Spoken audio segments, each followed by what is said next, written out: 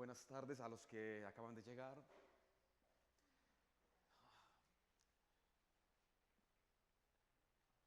Una de las maravillas más importantes del cristianismo es el, el origen o la fuente de todo lo que hacemos.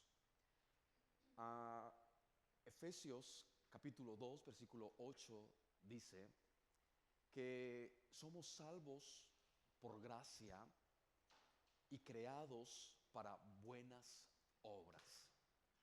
Siempre me ha llamado mucho la atención este pensamiento de que hemos sido creados para buenas obras. Ah, lo que pasa es que el problema es que la mayoría de las veces no podemos vivir o no vivimos para lo que hemos sido creados. ¿Sí? Es decir, vivimos como pensando en las cosas de la vida y vamos intentando vivir de cualquier forma, de cualquier manera, en nuestras decisiones, en nuestros razonamientos y en muchas etapas de nuestras vidas vivimos, no vivimos para lo que hemos sido creados. Hemos sido creados para vivir en la voluntad de Dios. Hemos sido creados para vivir según la voluntad de Dios. Pero muchas veces nos encontramos en que no estamos viviendo de esa forma, en la voluntad de Dios. Pero hay otro problema que es igual de grande o peor, y es cuando intentamos vivir en la voluntad de Dios, cuando intentamos vivir para lo que fuimos creados, pero lo vivimos de manera incorrecta, sin un origen correcto, sin una fuente correcta. Y eso es peor aún, porque escuchar esto, no sé qué es peor, si no querer vivir para lo que fuimos creados o intentar vivir para lo que fuimos creados de una manera equivocada. Y aquí es donde voy a explicarlo. Una de las más grandes riquezas que tiene la epístola de Pedro es que hace exactamente eso. En la estructura, en cómo está escrita la epístola, está diseñada. Pedro escribe la epístola de tal manera que nosotros entendamos tres etapas, por decirlo de alguna forma, o tres momentos distintos en la vida de un creyente. Y Pedro presenta esto en su proceso natural, porque hay un proceso natural en la vida cristiana. Es decir, ningún creyente, ninguna persona puede intentar vivir en las buenas obras para las que fue creado si previo a eso no ha sido afectado por la obra de la cruz en su corazón. ¿Sí? Si el evangelio no le ha afectado.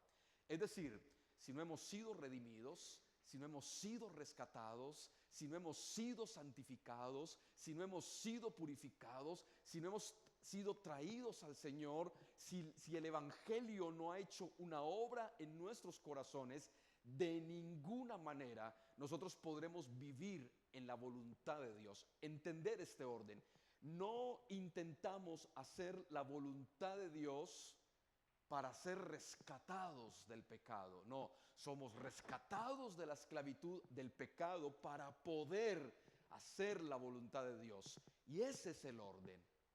¿Sí? Ese es el orden. Entonces, el cristianismo tiene un orden natural.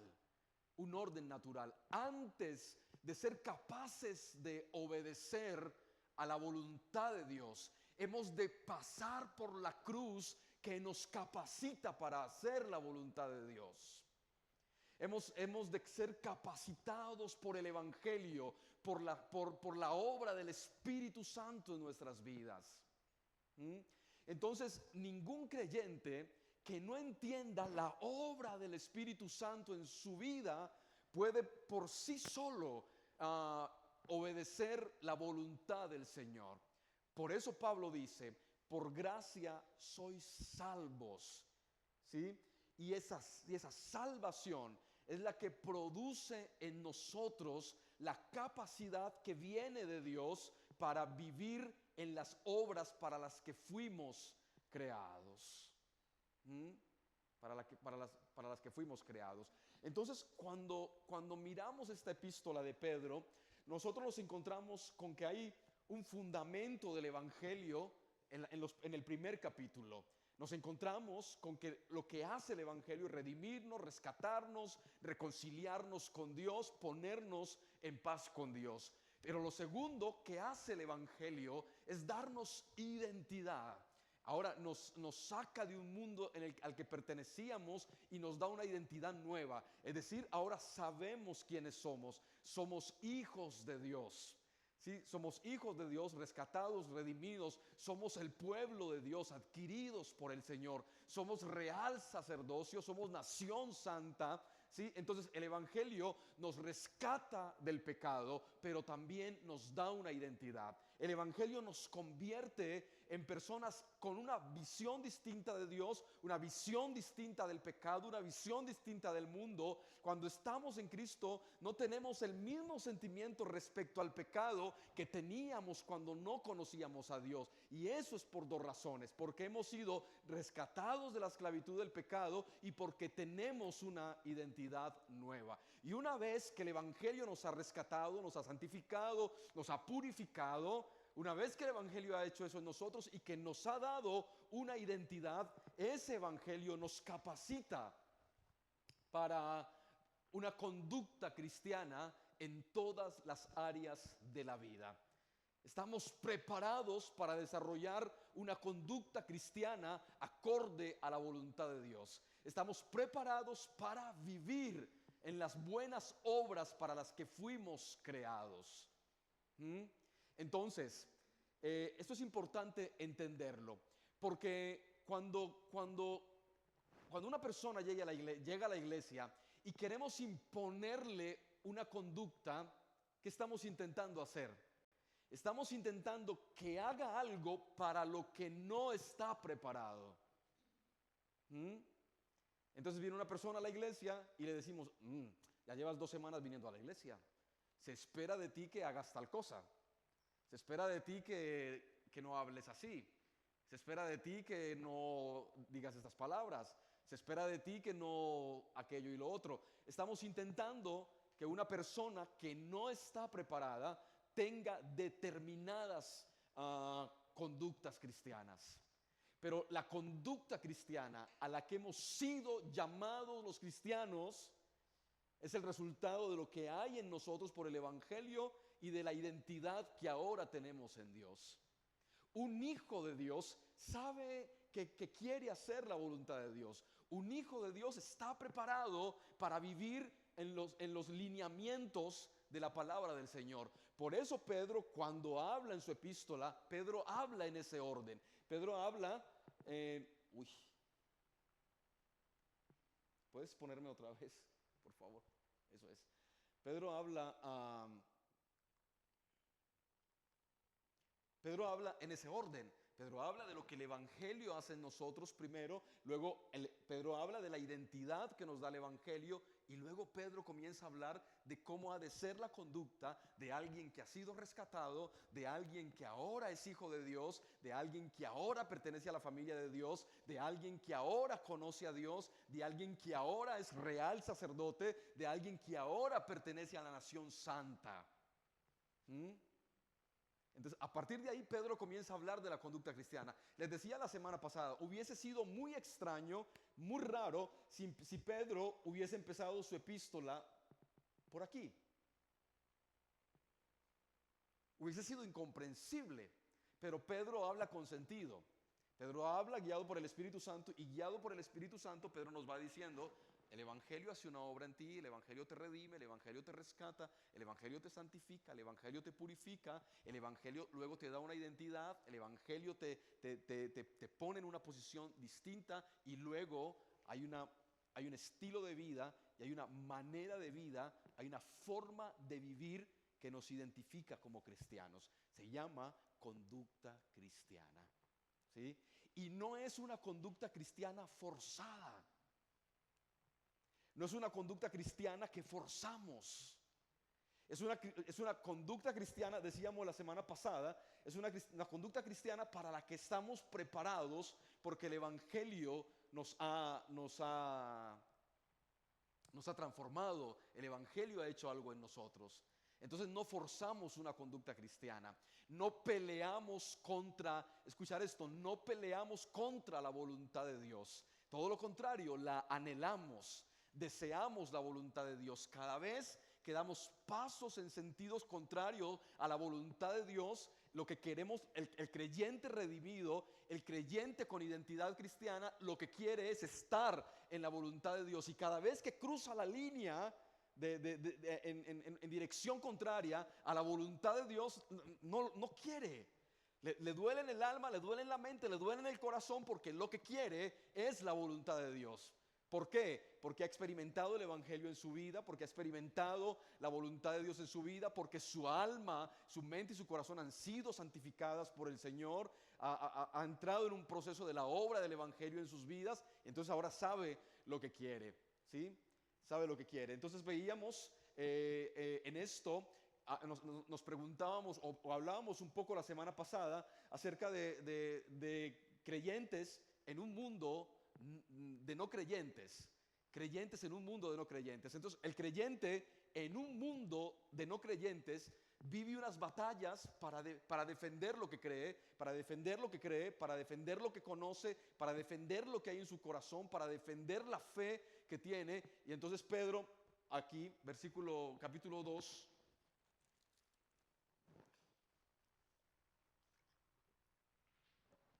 versículo 11: amados, yo os ruego como extranjeros y peregrinos que os abstengáis de los deseos carnales que batallan contra el alma. Entonces esto es más o menos lo que veíamos la semana pasada.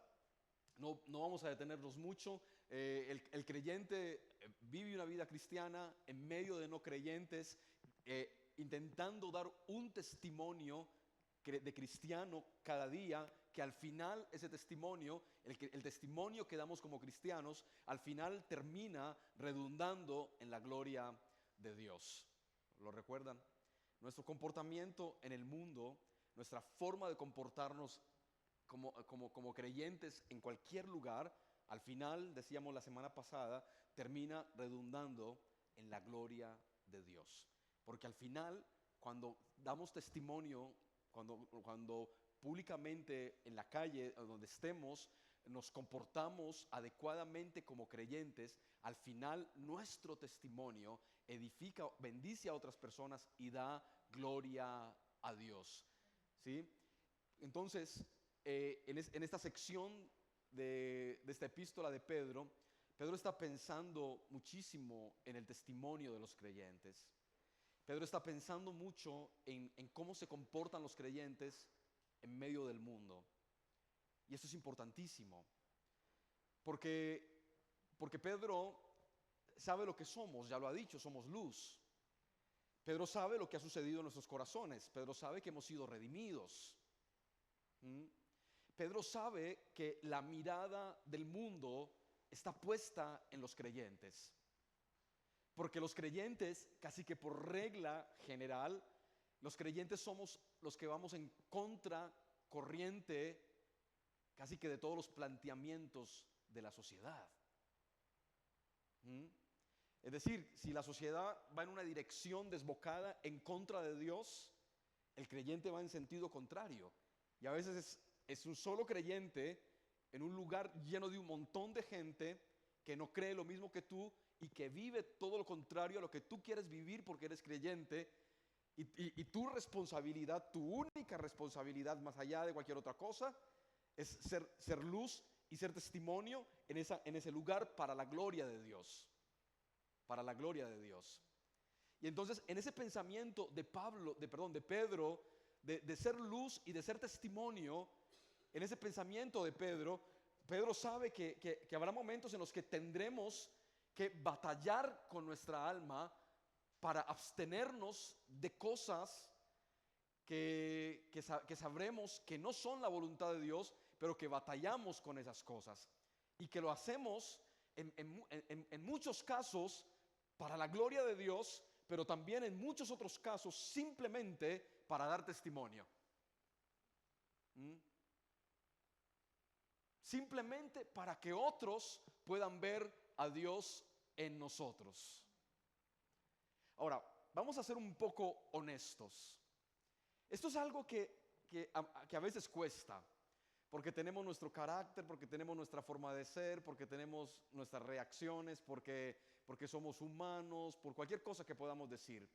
Y a veces en los entornos en los que estamos con personas no creyentes, a veces, hermanos, no hay diferencia entre el creyente y el que no lo es.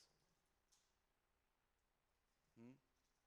Porque a veces las reacciones son las mismas del creyente, del inconverso, que del creyente. A veces los creyentes hablan como los no creyentes. ¿Mm? A veces los creyentes responden como los no creyentes. Y esta sección de esta epístola tiene muchísimo que ver con eso. Y quiero avanzar un poquito porque si no, vamos a ir al versículo 13. Y ustedes van a ver que lo que vamos a mirar tiene que ver precisamente con esto, con el testimonio. ¿Mm? Versículo 13. ¿Qué dice el versículo 13? El versículo 13 dice: por causa del Señor, someteos a toda institución humana, ya sea al rey como a superior, ya a los gobernadores, como por él enviados para castigo de los malhechores y alabanza de los que hacen el bien. Versículo 15, porque esta es la voluntad de Dios, que haciendo el bien hagáis callar la ignorancia de los hombres insensatos, como libres, pero no como los que tienen libertad como pretexto para hacer lo malo, sino como siervos de Dios. Honrad a todos, amad a los hermanos, temed a Dios, honrad al rey. Y vamos a dejarlo hasta ahí esta lectura. Pero regresemos al versículo 13. Por causa del Señor, fíjese en esa expresión. Por causa del Señor, someteos a toda institución humana.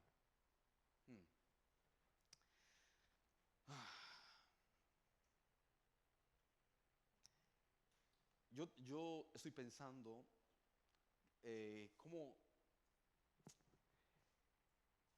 Piensen en la iglesia a la que Pedro escribe, a los expatriados que habían tenido que salir y que habían tenido que huir y que estaban regados por todo Asia, pero que estaban dentro del Imperio Romano.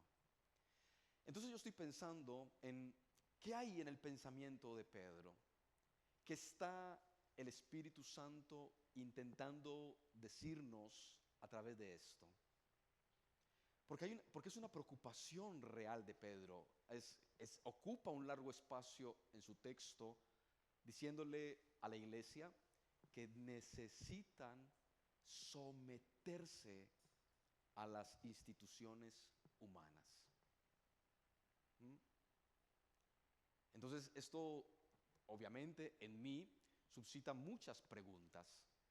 Esto hace que yo tenga que hacerme muchísimas preguntas y que tenga que pensar en cuál es el papel de la iglesia, cómo se comportan los creyentes frente a las instituciones gubernamentales. ¿Cómo se comportan los creyentes ante las instituciones gubernamentales? ¿Han de estar los creyentes sujetos a las leyes gubernamentales? ¿De qué forma? ¿De qué manera? ¿Y por qué? porque es una preocupación de Pedro. Pedro está pensando en esto. Entonces, mi primera reflexión es que si esto es importante para Pedro y que si está reflejado en la Escritura, yo debo intentar entenderlo de la mejor manera posible y debo intentar aplicarlo de la mejor manera posible. Entonces, lo que dice Pedro es muy importante, pero es muy importante los matices que Pedro utiliza. Y es aquí donde nosotros necesitamos prestar un poco de atención. El primer matiz que Pedro utiliza es el solo hecho de pensar de que los creyentes deban someterse a las autoridades humanas. ¿Estamos los creyentes sujetos a las autoridades humanas y de qué manera?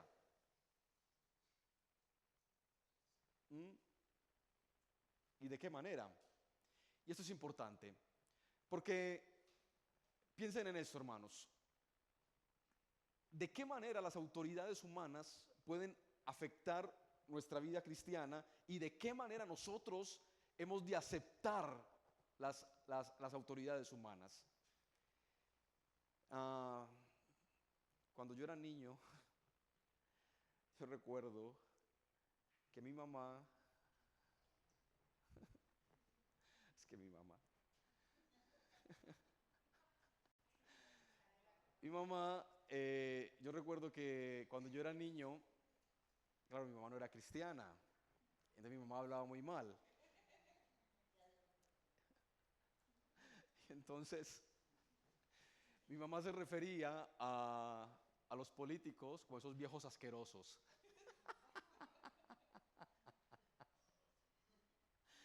¿Sí?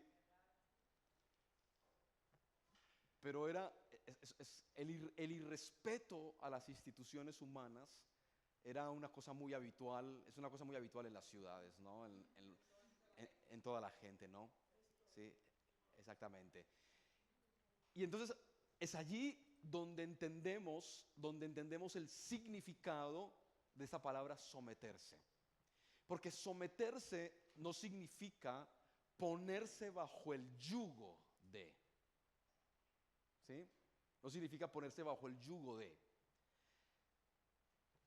Y aquí, hermanos, sé que hoy no lo vamos a ver, pero si tiene la Biblia allí, mire conmigo el capítulo 3, versículo 1.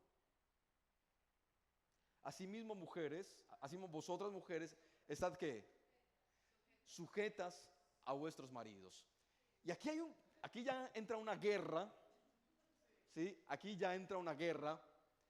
Y hoy no vamos a hablar de esto, pero muy probablemente la otra semana vayamos a llegar ahí.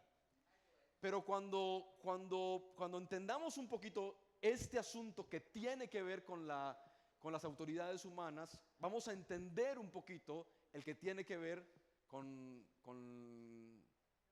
las mujeres. ¿Sí? Vamos a entender un poco el que tiene que ver con las mujeres. Entonces, cuando sujetarse tiene que ver con entender la autoridad y aceptarla. ¿Sí? Ahí están pensando las mujeres, bueno. ¿Sí? Tienen que ver con entender la autoridad. Entonces la pregunta es, como creyente, ¿cómo entiendo yo la autoridad de los políticos que están alrededor de mí? ¿Cómo me afecta a mí como creyente esa autoridad que está alrededor de mí? Y para mí como creyente, ¿qué respeto me merece esa autoridad? Porque esto es importante porque en la iglesia se habla poco de esto. Y hoy estamos hablando de esto porque es lo que estamos hablando aquí. ¿Sí? Es lo que estamos hablando aquí. Entonces, hermanos,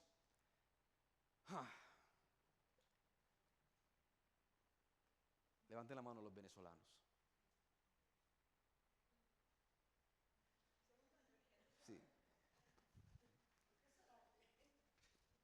mirar esto. Someteos a toda institución humana. ¿Qué piensan ustedes los venezolanos? ¿Entienden por dónde voy? No colaboran. ¿Entienden por dónde voy?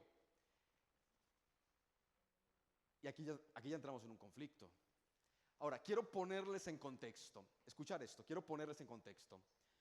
Pedro le está diciendo esto a unos creyentes que estaban huyendo en una persecución y quien más le perseguía era esa autoridad humana. ¿Cómo conciliamos esas dos cosas?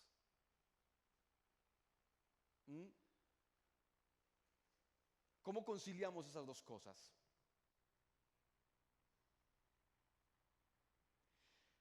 ¿Recuerdan ustedes que Jesús fue puesto a prueba en una situación como esta? ¿Sí? ¿En qué momento? Todos ahí.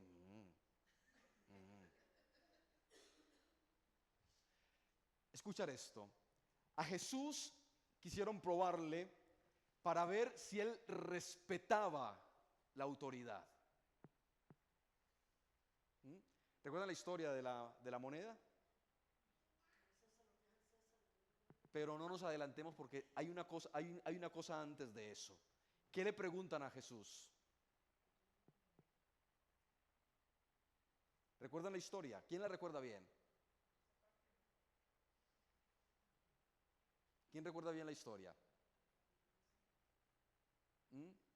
Usted imagínense que Jesús en ese momento intente pasar por encima del César. Lo que está pasando allí es que lo que quieren hacer es que Jesús pase por encima de la autoridad de César. Pero Jesús es más sabio, ¿sí? Jesús es más sabio.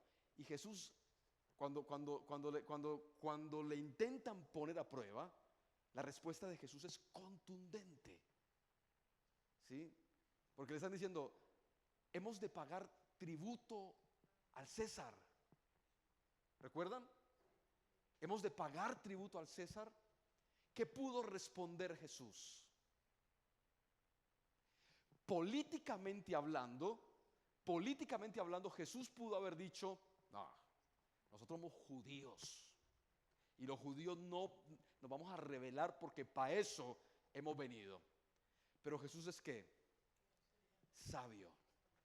Y Jesús dijo, dad al César lo que es del César y a Dios lo que es de quién, de Dios. Y en ese sentido Jesús está honrando al César, a la autoridad. ¿Sí? Jesús sabe quién es el César. Jesús sabe que el César no es bueno. Jesús sabe que el César no es bueno. Pero Jesús sabe que tampoco es bueno hacer lo que ellos estaban intentando que él hiciera. Porque ellos estaban intentando decirle, si tú eres el libertador, pasa por encima del César. Y Jesús dice, al César lo que es del César. ¿Sí? Pero entonces, poco después, hay otro cristiano que está siendo puesto a prueba en otra situación parecida. Pedro, Jacobo y Juan son arrestados y son llevados ante el concilio. Entonces le dicen a Pedro las siguientes palabras. Le dicen a Pedro, te prohibimos, las autoridades, le dicen, te prohibimos hablar más en ese nombre. Y entonces Pedro tiene una respuesta. Y la respuesta de Pedro, ¿cuál es? Hemos de obedecer a los hombres antes que a Dios. Y en estos dos ejemplos es cuando podemos entender lo que Pedro nos está diciendo. Y la primera frase del versículo es, ¿por causa de quién? Miren la frase, por causa del Señor, someteos a toda institución humana. Pero ese sometimiento tiene que ser un sometimiento desde nuestros valores en todas las direcciones. Desde nuestros principios como cristianos en todas las direcciones. Es decir, Jesús reconoció o desconoció la autoridad del rey. Jesús reconoció y sabía que era una tiranía, ¿sí? Pero Jesús sabía que había un lugar que le corresponde a esa autoridad y hay otro lugar que le corresponde ¿a quién? A Dios. Entonces yo hoy tengo muchísimo respeto por el señor presidente Pedro Sánchez. Pero si mañana viene y si Pedro Sánchez mañana dice que la iglesia debe pasar a pagar determinados impuestos, ¿qué tendremos que hacer? Pagar los impuestos, ¿sí? Pagar los impuestos. Pero si al otro día el señor Pedro Sánchez viene y me dice que yo tengo que poner aquí una banderita del color del arco iris, para que no me veten en YouTube. Si me dice que ponga una banderita ahí del color del arco iris, ¿yo qué debo hacer? Yo debo seguir el principio del cristianismo, ¿sí? Porque por causa del Señor y la causa del Señor nunca estará por debajo de la causa de la autoridad política, ¿sí? Entonces yo puedo ver la autoridad de Él, pero puedo ver la autoridad que está sobre Él, ¿sí? Puedo ver la autoridad que está sobre Él. Y entonces me ayuda mucho entendiendo la función de la institución humana. Miren conmigo, por favor, versículo 13. Por causa del Señor, someteos a toda institución humana, ya sea al rey como ¿a quién? Como a superior. Ya a los gobernadores, como por él enviados. ¿Cuál es la función? ¿Para qué? Para castigo de los malhechores y alabanza de los que hacen bien. Y escuchar esto. Esto es importantísimo, este matiz es importantísimo, porque la autoridad humana, y que además hemos de entender, que creo que es Pedro o Pablo, no lo recuerdo bien, disculparme el no recordarlo, uno de los dos dice que toda autoridad es puesta por ¿quién? Que Él es el que pone reyes y que quita reyes, ¿sí? Pero la Biblia también es clara en que estos reyes son puestos para una función, ¿sí? Para mantener un equilibrio entre el bien y ¿qué? Y el mal. Son puestos para eso. Cuando la autoridad se salta su propia función, entonces los creyentes necesitamos tener discernimiento para entender hasta qué punto y hasta qué nivel nuestro sometimiento es práctico y útil. ¿Sí? Imagínense, por favor, imagínense esto. Imagínense que el gobierno nos quiere obligar a hacer algo que va en contra de nuestra fe. Voy a ponerles un ejemplo. Voy a ponerles un ejemplo. Es función del Estado educar moral, ética y espiritualmente a nuestros hijos. No es su función. ¿Es nuestra qué? Es nuestra función. Pero cuando el Estado se toma esa función, entonces el papá o la mamá dice, mi hijo no va a ir a esa clase de diversidad sexual. No, pues que es una norma del colegio. Mi hijo no va a ir a esa clase de diversidad sexual. Entonces estoy en la obligación de saltarme esa ley, de saltarme ese proceso. ¿Por qué? Porque se están saltando sus funciones ellos. ¿Entienden ese principio? Se están saltando sus funciones. Entonces, ¿Para qué están puestos? Versículo 14. Ya los gobernadores, como por él enviados, para castigo de los malhechores y alabanza de los que hacen bien. ¿Sí? Según Pedro, están puestos para una función, para mantener un equilibrio entre el bien y ¿qué? Y el mal. Para mantener un equilibrio en una sociedad entre lo correcto y lo incorrecto. Esa es su función. Y nosotros como creyentes hemos de ser capaces de discernir si esa función afecta o no afecta nuestros valores cristianos. ¿Sí? Entonces, es un deber votar. ¿Sí? Pero no voy a votar nunca a favor de algo que va en contra de ¿qué? De mis principios cristianos. ¿Sí? De mis principios cristianos. ¿Entienden eso?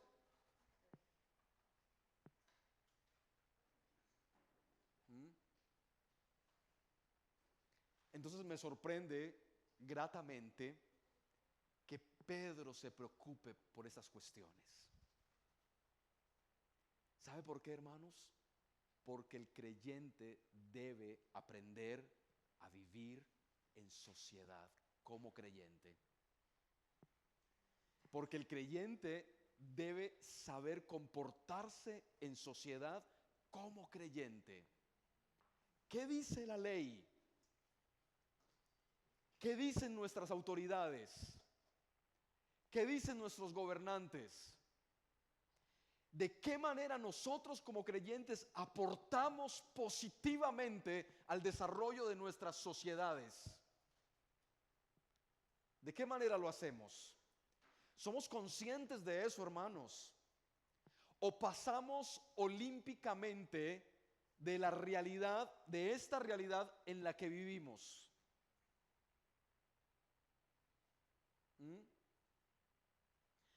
Según esto, la Escritura quiere que seamos participantes de alguna manera y de algún sentido, los creyentes, en el desarrollo de nuestras sociedades.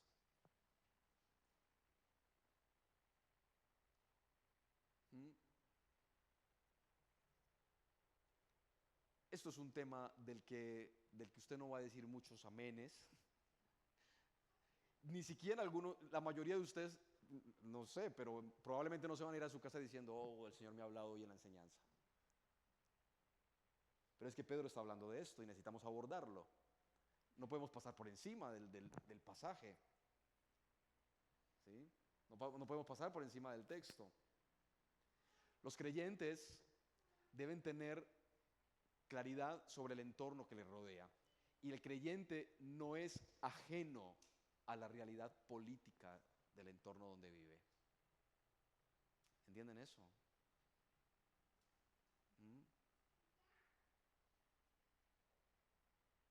Porque el creyente entiende el principio de la autoridad. La entiende. Pero también entiende ese principio como lo entendió Jesús, con sabiduría: al César lo que es del César y a Dios lo que es de Dios.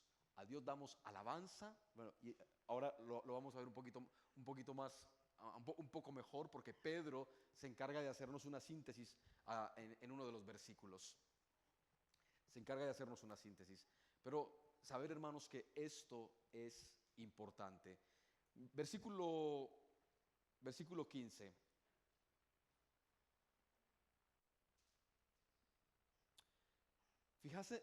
Fíjense en esta frase del versículo 15. Porque esta es la voluntad de Dios. Por favor, si usted puede, subraye esa frase. Porque esta es la voluntad de Dios. Vale. ¿Qué dice después?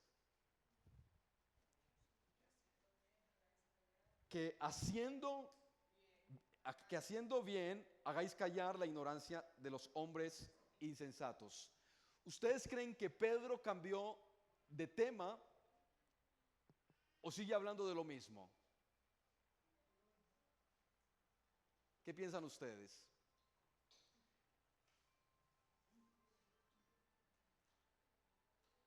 ¿No lo encuentras? ¿Qué creen ustedes?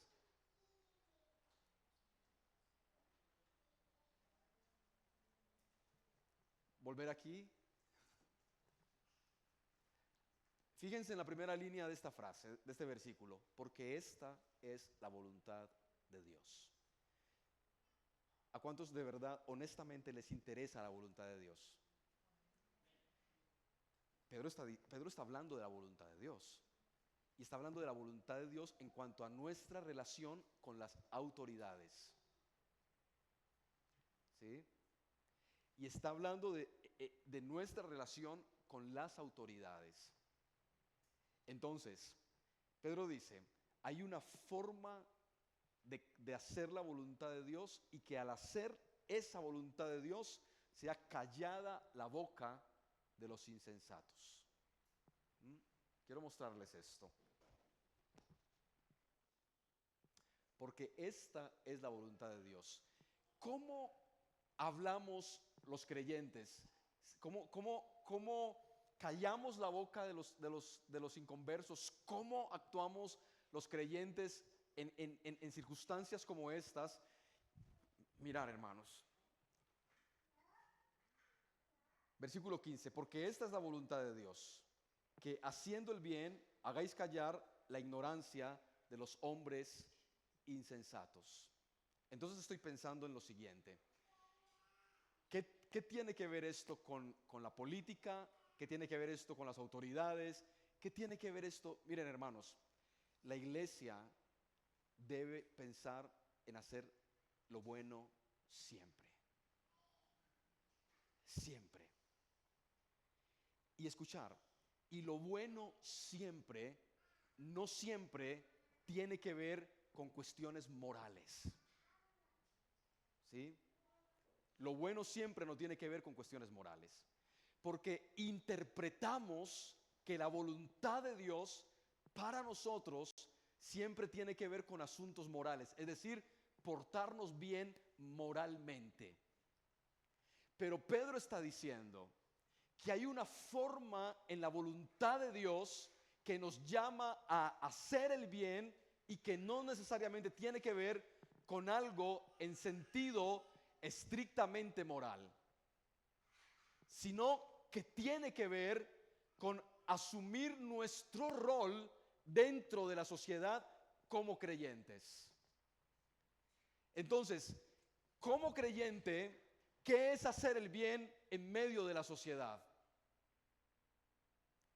Como creyente, ¿de qué manera hago la voluntad de Dios haciendo el bien y que al mismo tiempo pueda callar la boca de los insensatos?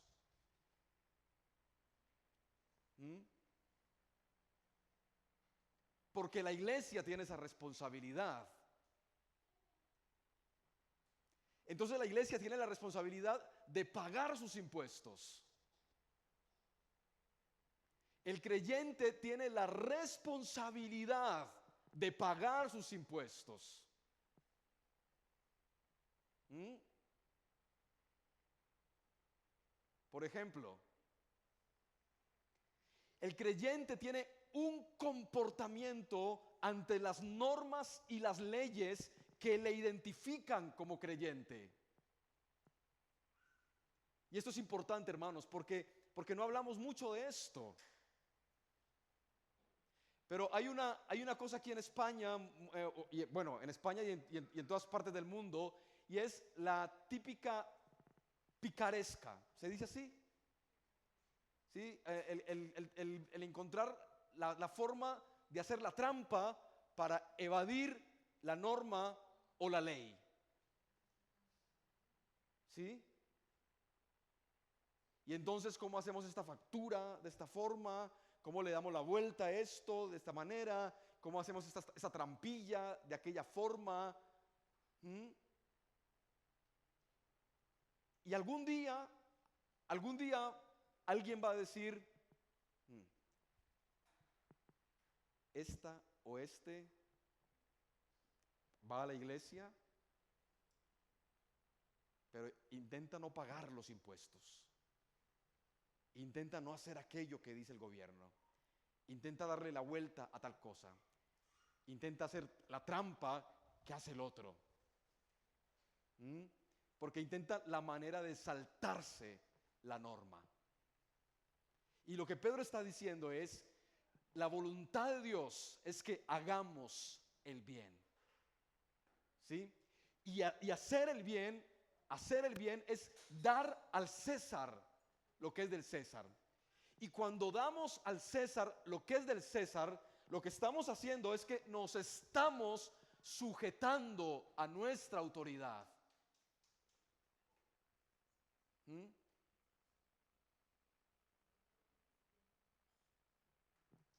Entonces, en un mundo que intenta evadir toda responsabilidad civil y social, la iglesia tiene que ser luz también en esos sentidos. ¿Sí? La iglesia debe ser luz también en esa área. Entonces pensamos en esto, hermanos. La iglesia como un grupo, el creyente, como una persona que pertenece a una sociedad que tiene normas, a una sociedad que tiene reglas.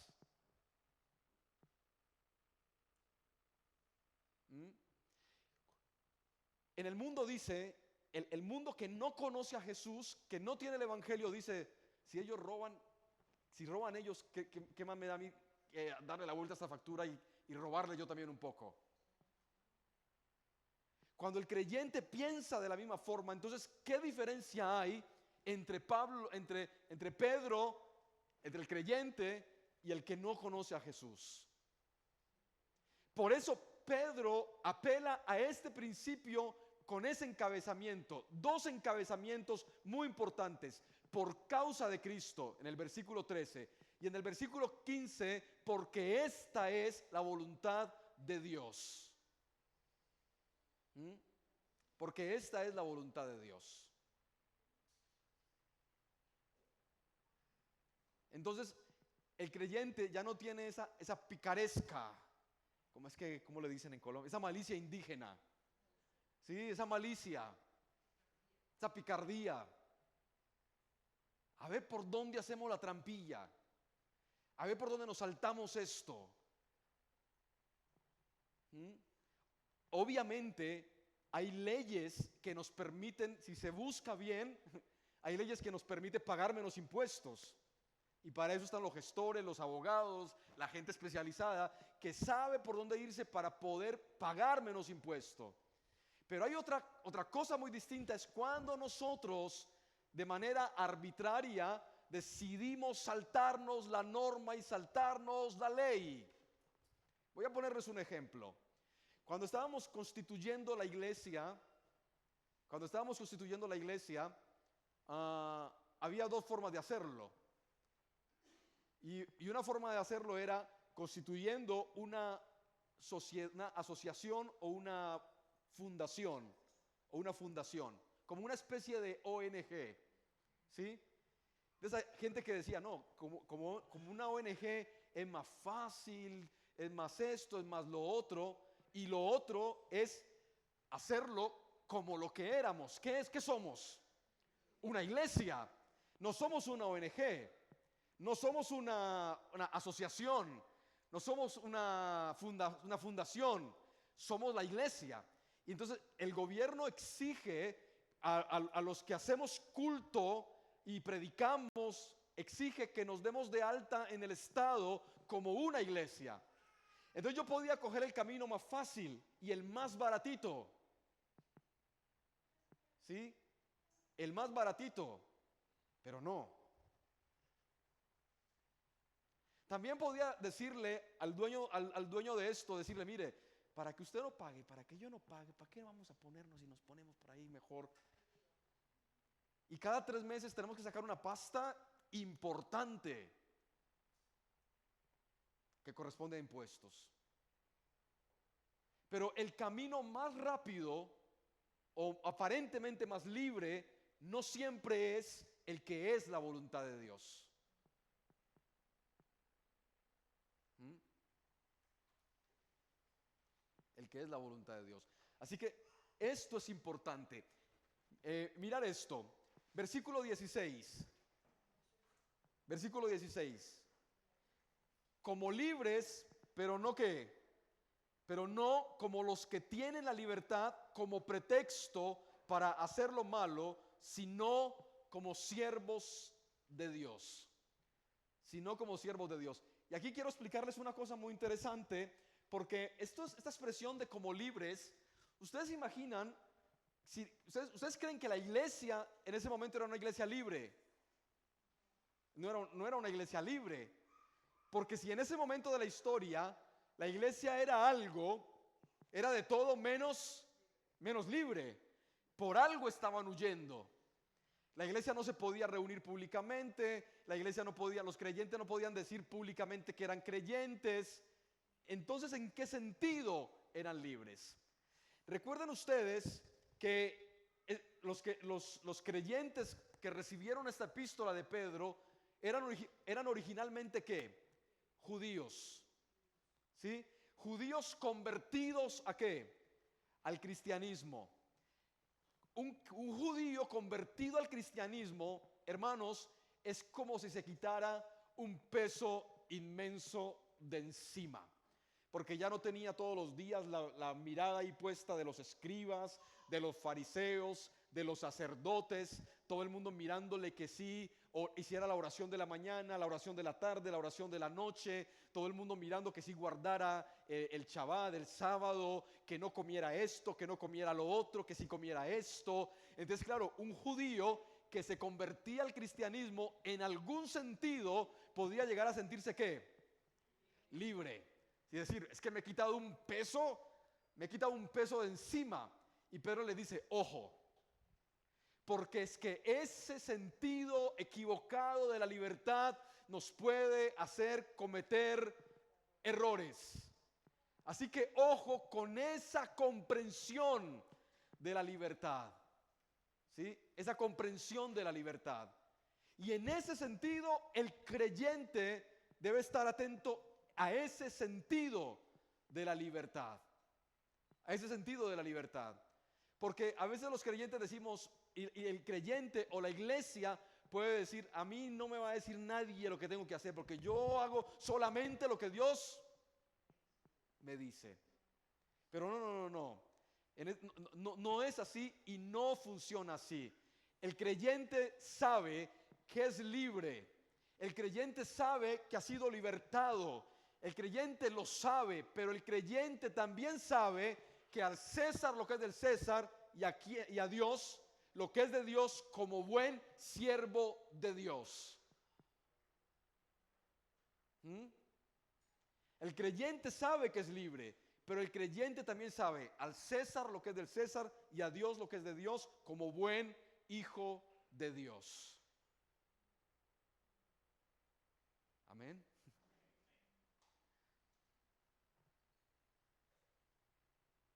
Hermanos, el mundo, dentro de todas las instituciones, hay una podredumbre de corrupción en todo lugar. ¿Sí? De corrupción. Mire, usted ve a una persona sentada viendo el noticiero y está viendo que un político acaba de robarse 1 millón de euros. ¿Sí? Y dice, desgraciado, ladrón asqueroso, ojalá se pudra en la cárcel.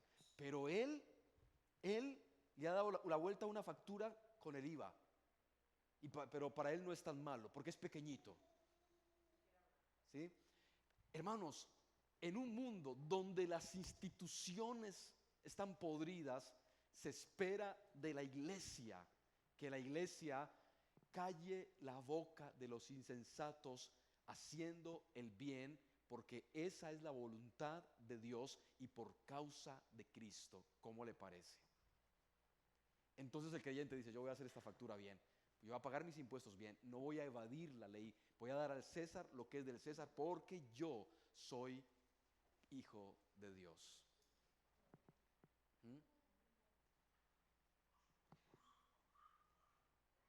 Eso es importantísimo.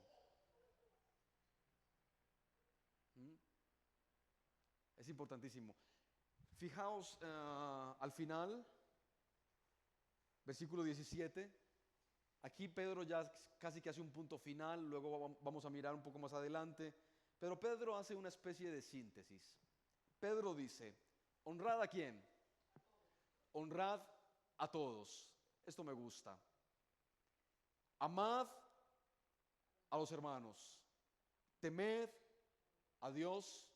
Honrad al rey.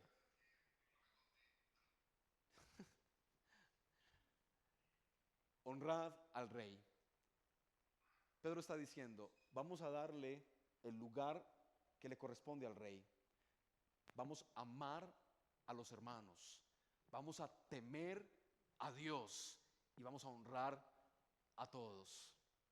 ¿Mm? Y esto es supremamente complicadísimo. Porque vamos a pensar en este, me quedan un minuto, no me queda nada, pero bueno, vamos a suponer que me queda un minuto. Vamos a pensar en esto de honrar a todos. Es esa capacidad de dar ese respeto especial y poner en estima a alguien y escuchar esta frase, respetar a alguien y darle un lugar especial, no por lo que él es, sino por lo que yo soy. Esa es la diferencia. Los creyentes no damos un lugar de honra a alguien por lo que ese alguien es, sino por quienes somos nosotros. Porque de otra manera, Pedro jamás diría, honrad a todos, honrad al rey. Porque si hay alguien que no mereciera honra, serían todos y a veces ni siquiera el rey o el presidente.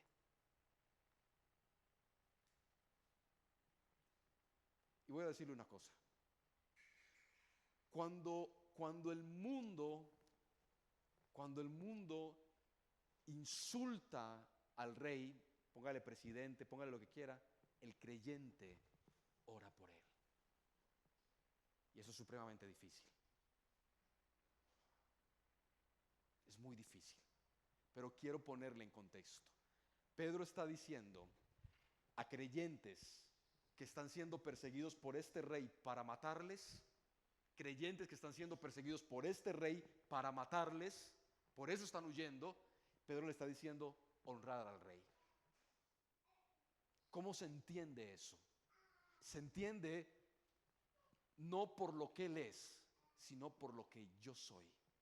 No por lo que hay en él, sino por lo que hay en mí. Y esta es una petición muy difícil. Esto es una cosa muy difícil. ¿Sí? Mientras todo el mundo está insultando al presidente Sánchez, yo estoy pensando, Señor, por favor ayúdale, dale sabiduría, Señor, que por el bienestar de todos. ¿Sabe qué dice la Biblia? La Biblia dice que oremos por los que están en ¿qué? En eminencia. Y eso es lo que hace el creyente. El creyente no va en la fila de los que insultan. El creyente va en la fila de los que honran por lo que son.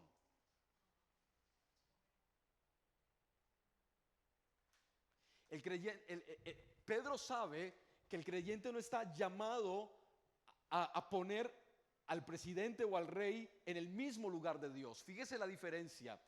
Al rey lo honramos, pero a Dios ¿qué? Tememos. ¿Sí? A los hermanos los honramos y los amamos. Pero ¿qué es lo que hay en nuestro corazón? Escuchar esto, los creyentes somos ciudadanos especiales. Somos ciudadanos especiales. Porque mientras otros están deseando su muerte, el creyente está poniendo el asunto en manos de Dios.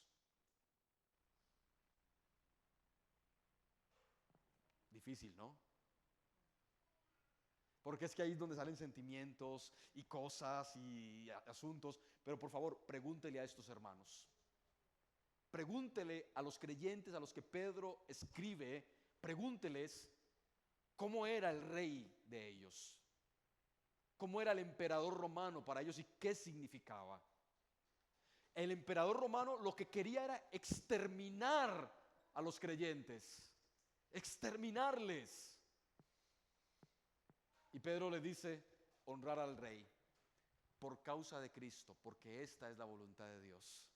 ¿Cómo le parece?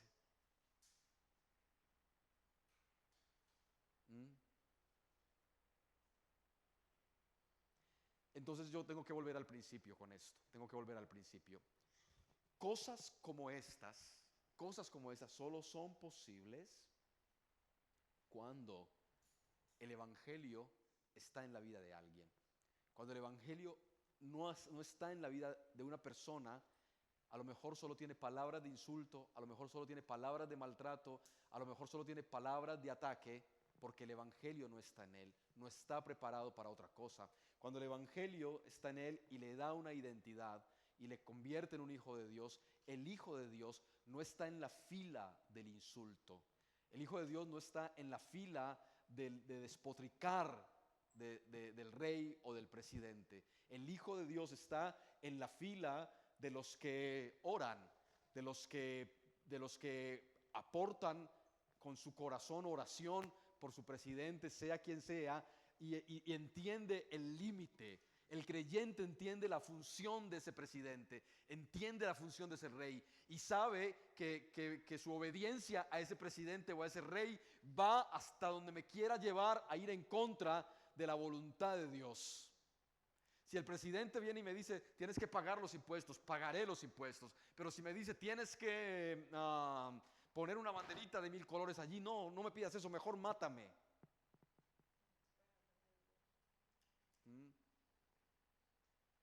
Pero el creyente va madurando y va entendiendo su lugar en la sociedad. Y Pedro quiere que los creyentes a los que escribe entiendan cómo se comporta un creyente con todos, con el presidente, con los hermanos de la iglesia, con el rey, cómo se comporta un creyente en sociedad. Porque los creyentes pensamos que nuestra función en el mundo es vivir cumpliendo solamente los 10 mandamientos. Pero Pedro nos lleva a un paso más allá. Es cómo vivimos en sociedad, cómo interactuamos con el contexto político, social que nos rodea, cómo las normas nos afectan a nosotros y cómo nosotros interactuamos con las normas que están puestas alrededor de nosotros.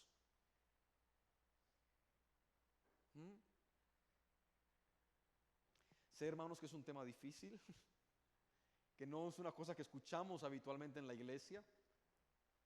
Casi nunca escuchamos una enseñanza sobre esto, pero es que si estamos estudiando Primera de Pedro, pues tenemos que pasar por los pasajes que hay en Primera de Pedro, y eso es importante.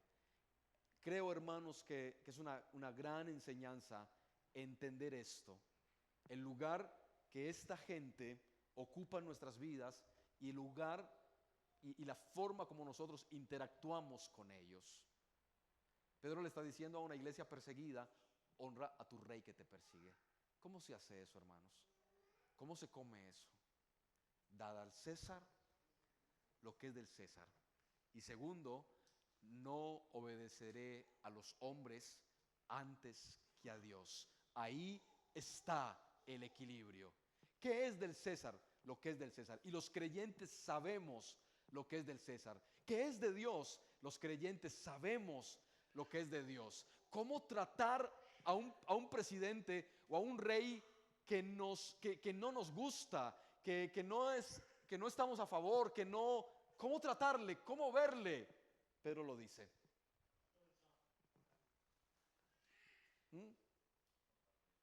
Pedro lo dice. Esto va en contra de cualquier pensamiento natural, hermanos. Va en contra de todo sentido común. Va en contra de todo sentido común.